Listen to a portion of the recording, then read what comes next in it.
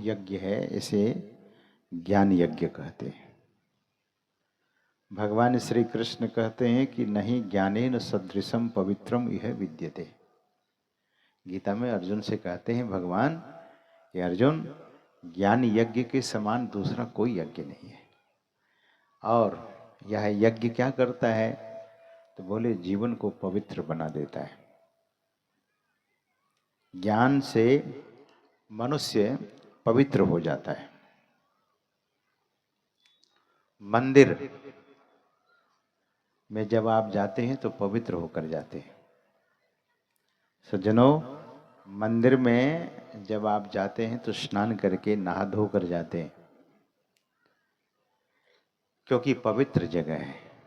लेकिन यह जो ज्ञान है दरअसल में एक ऐसा सरोवर है, इसमें जो डुबकी लगाते हैं वे, संत सुंदरदास जी महाराज ने कहा ऐसे लोगों के संबंध में, जो कोई जाए मिलाए उनसु नर हो तो पवित्र लगे हरि रंगा। उसको हरि रंग लग जाता है, हरि रस की प्राप्ति हो जाती है। हरि का रंग क्या है? हरि का रंग दरअसल में हरि का जो रंग है कोई नहीं कह सकता है कि महाराज हरि का रंग हरा हरा पीला नीला, नहीं, यह रंग ऐसा होता है सज्जनों, जिसको लगता है वह उसी को समझ में आता है। तो हम आप अपने जीवन में उस परमात्मा के भक्ति में डूब जाए। और भक्ति का अर्थ होता है सेवा। सदगुरु महाराज कहते थे कि परमात्मा का कोई ऐसा अंग नहीं है जो उसकी सेवा की जाए। परमात्मा का अंग कोई नहीं है, लेकिन फिर महापुरुषों ने कहा कि परमात्मा का अंग भी है। कौन सा? बोले सत्संग परमात्मा का निज अंग है। गोस्वामी तुलसीदास जी महाराज से गोस्वामी भगवान श्री राम ने कहा कि आप मांगिए, कुछ मांग लीजिए। तो गोस्वामी जी ने कहा दे ही सत्संग निज अंग। ध्यान दीजिए, सत्संग परमात्मा का निज अंग है, उस ईश्वर का निज अंग है। उस निज अंग को प्राप्त करने के लिए गोस्वामी जी कहते हैं कि मुझे सत्संग दे दीजिए। देही सत्संग निज अंग श्री रंग भव भंग कारण शरण शोक हारी। जो आपके जीवन से शोक मिटा दे। सनकादिक ऋषियों के प्रसंग को हम आप लोग सुन रहे थे। काकभूषण जी महाराज गरुड़ जी से कहते हैं, शिव आज सुख सनकादिक नारद जे मुनि ब्रह्म विचार विशारद सब कर मत खगनायक येहा करिय राम पद पंकज नेहा। श्रुति पुराण सब ग्रंथ कहाही रघुपति भगति बिना सुख नाही। सज्जनों,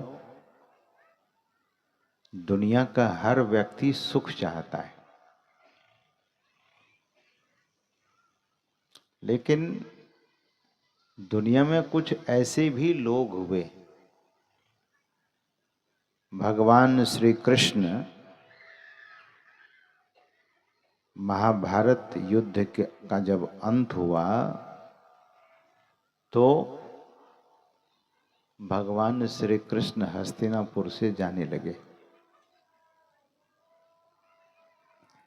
भगवान श्री कृष्ण सबसे विदा लेकर के और माता कुंती के पास गए और माता कुंती से भगवान श्री कृष्ण कहते हैं कि बुआ, अब आपका बेटा राज सिंहासन पर बैठ गया है महाराजा युधिष्ठिर राज सिंहासन पर बैठ गए और सब लोग सुखी हो गए, मैं अब जाता हूं। अब आपको कुछ मांगना है तो आप मांग लीजिए।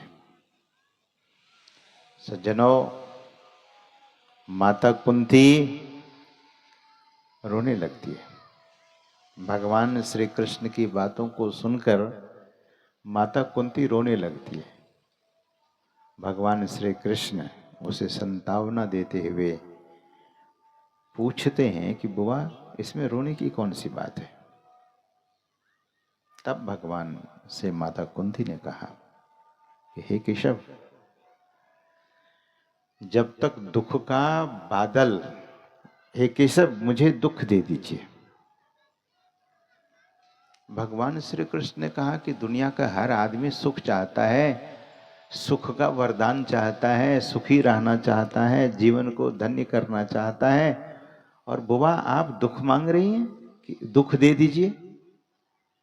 तब माता कुंती ने कहा कि जब तक दुख के बादल मेरे सिर पर मंडराते रहे, आप हमारे साथ में रहे प्रभु। हे केशव, जब तक दुख रहा तब तक आप साथ रहे, और जैसे ही दुख समाप्त हुआ वैसे ही आप जा रहे हैं। तो सज्जनों, संसार के सुख से बड़ा सुख कौन सा है? तो भगवत प्राप्ति का सुख है। कुप्पा घाट में एक भंडारी थे तो महात्मा, सन्यास वेश में वे रहते थे। तो सज्जनों, एक दिन मैंने उनसे पूछा कि गुरु महाराज जब थे उस समय आप भंडार का काम संभालते थे तो थकते थे कि नहीं? क्योंकि सुबह से आपका चूल्हा जल जाता था और भोजन किस पे बनता था? रसोई गैस नहीं होती थी। कोयला देकर आग लगा दी जाती थी। धुआं, पहले तो कोयला से धुआं निकलता है, और आप लोग इधर कोयला का उपयोग ज़्यादा करते होंगे, पहले किए होंगे। और बाद में कोयला जब सुलग जाता है, पूरा लाल हो जाता है, तो सुबह से ही चूल्हा सुलगाना, फिर बर्तन तो वैसे रात में ही साफ कर लिया जाता था, धो लिया जाता था। तो मैंने पूछा कि आप सोते कब थे? बोले महाराज हमें सोने में प्रतिदिन 11 बज जाता था, रात के 11। जगते कब थे? बोले 2:45 पर घंटी बज जाती थी। तो कितने घंटे सोए? 11 बजे सोने वाले व्यक्ति और रात के 2:45 पर उठना अनिवार्य है। गुरु महाराज के समय में जो साधु महात्मा सदगृहस्थ रहते थे, वे 2:45 बजे के बाद नहीं सोते थे, क्योंकि सदगुरु महाराज कभी कभी घूम जाते थे आश्रम में। एक बार एक साधु सोया हुआ था, अब गुरु महाराज खड़ाऊ पहने उसके छाती पर चढ़ गए। कैसे सो रहे हो तुम? ये सोने का समय नहीं। सज्जनों, सदगुरु महाराज भगवान श्री कृष्ण की उस पंक्ति को बोला करते थे, या निशा सर्वभूतानाम तस्याम जागृति संयमी, यस्याम जागृति संयमी सा निशा पश्यतो मुने। माया के लिए तो सब लोग जगते हैं। आपने वॉचमैन को देखा होगा, जो गेट पर प्रहरी का काम करता है, रात भर जगता है।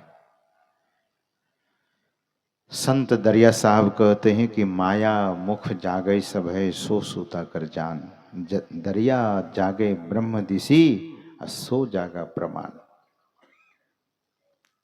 ध्यान से सुनिएगा, जो व्यक्ति ईश्वर के लिए जगता है, परमात्मा के लिए जगता है, उसी का जागना सर्टिफाइड है। If you are sleeping up to 6 o'clock, if you are sleeping up to 7 or 8 o'clock, if you are sleeping up to 10 o'clock, people are sleeping. मैं अभी पिछले 2024 में ऑस्ट्रेलिया के मेलबर्न शहर में था। पहले सिडनी गया, सिडनी से ब्रिस्बेन गया, ब्रिस्बेन से फिर मेलबर्न गया। तो किसी घर में गया तो घर की जो माता थी भारतीय थी, पंजाब से उनके दादे परदादे पूर्वज कभी गए थे ऑस्ट्रेलिया। तो वो माता आनंदपुर जो साहिब है, आनंदपुर साहिब, आनंदपुर मध्य प्रदेश में है, आनंदपुर साहिब पंजाब में है। तो आनंदपुर में हम ही लोगों का ये जो संत मत है, संत मत का जो मूल स्थान है वो आगरा से है, दयाल बाग से, वहीं से सब शाखा निकली है। तो आनंदपुर में जो आश्रम है सज्जनों, वो 14,000 एकड़ में, 14,000 उसके पास, उस आश्रम के पास जमीन है। और जो मंत्र हम लोग जपते हैं, यही मंत्र वे लोग भी जपते हैं। हमने महात्माओं से पूछा तो बोले यही मंत्र। तो सज्जनों,